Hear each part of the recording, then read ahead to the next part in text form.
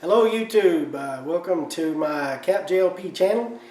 Doing a review today of an FPV system that allows you to hook a joystick to your transmitter. I got this off of HobbyKing at some point, but anyway, I'm using what it came with.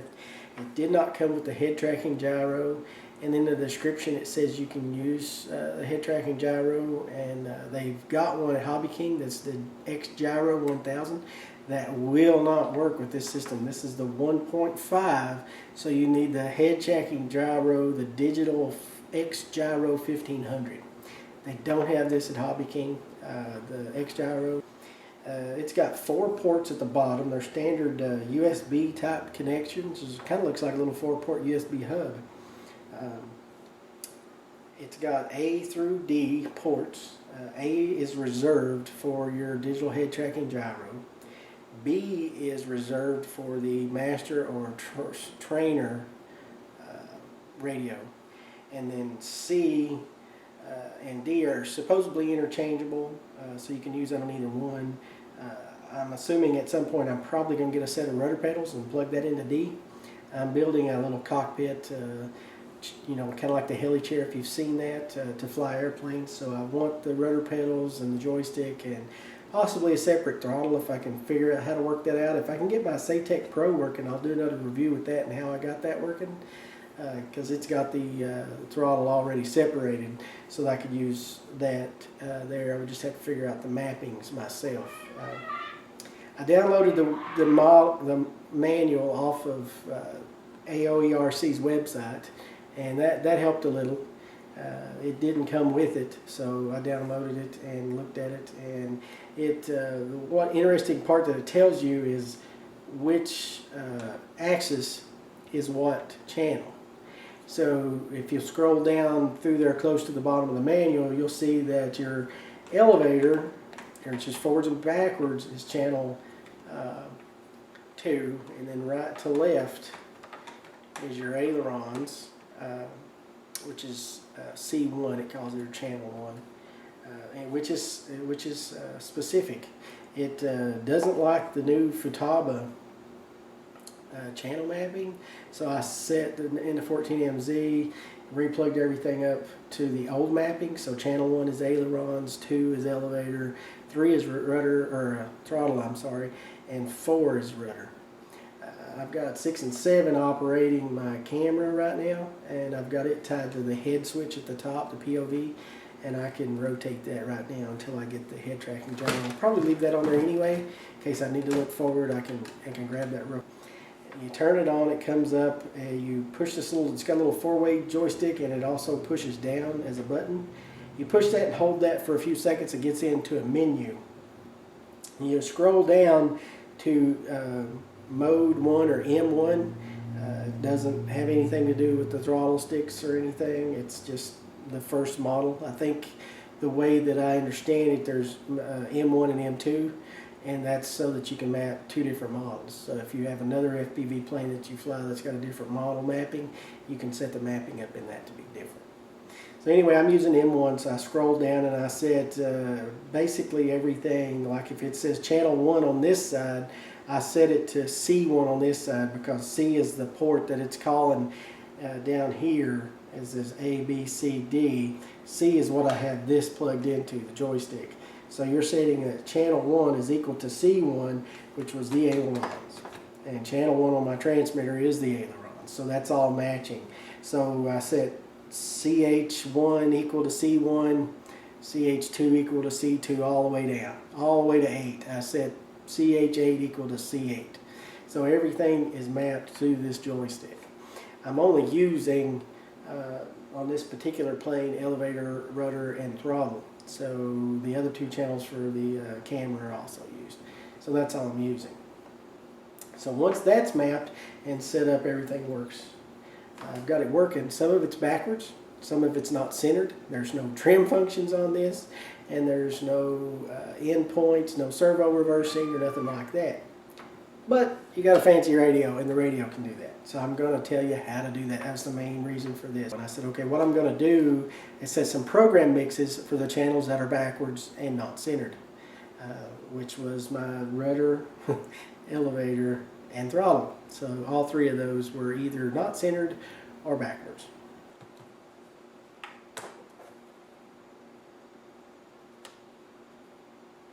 Okay, I'm turning it on here, turning this on first, letting it come up completely in regular mode, not into training mode.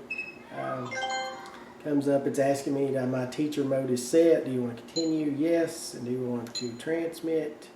Yes. I'm using 72 megahertz on this airplane because I have a 2.4 gigahertz transmitter for the FPV video download link.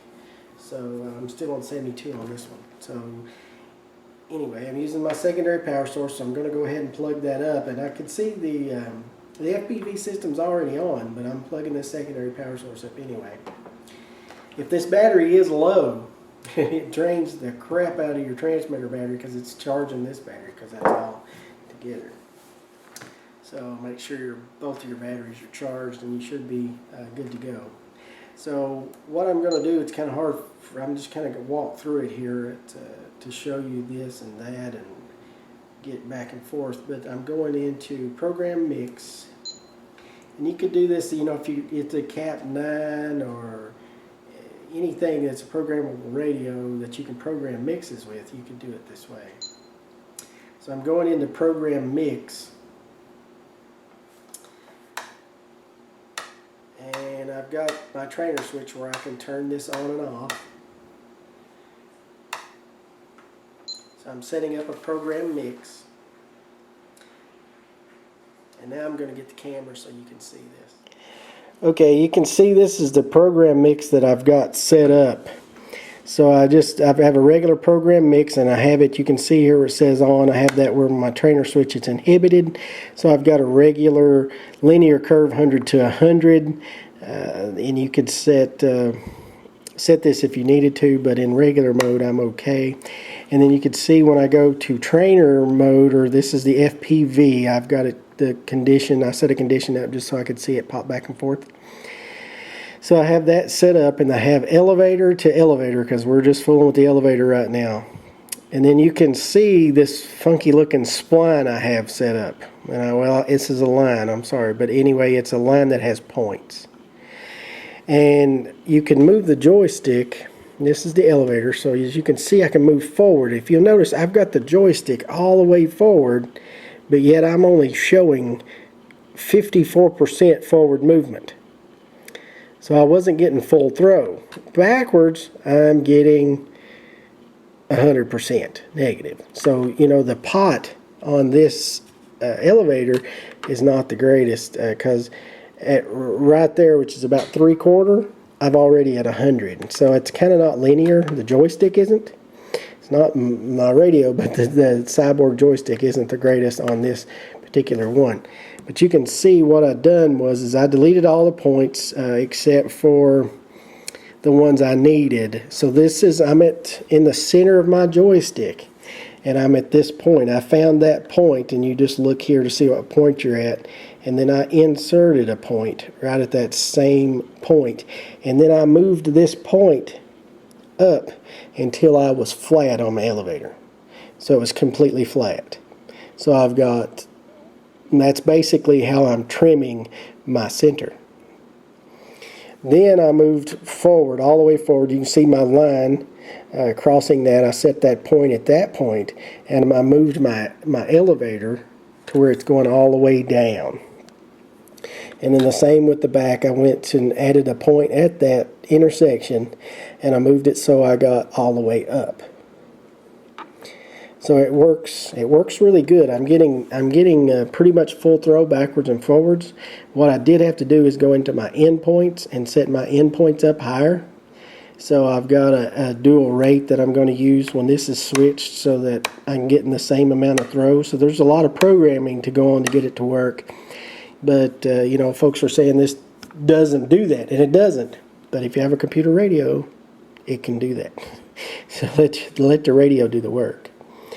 And I did the same for my ailerons, which in this particular case I only have a rudder, but I wanted to be able to use the side-to-side stick to control my right to left, so I set that up as my rudder, and you can see that wonderful line.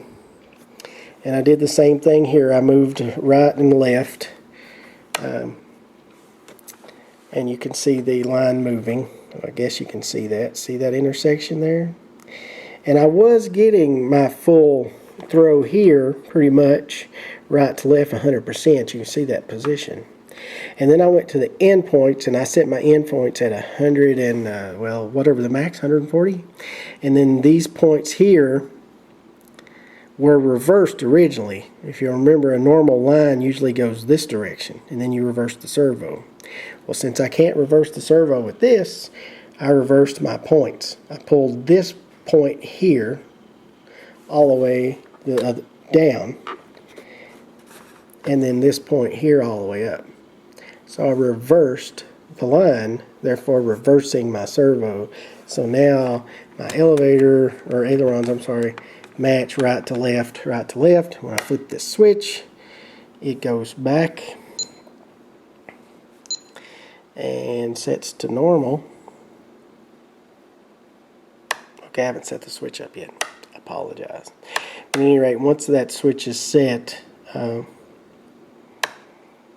will give me a linear curve this way, and I'll be off back on the radio, and I'll have right to left this way correctly.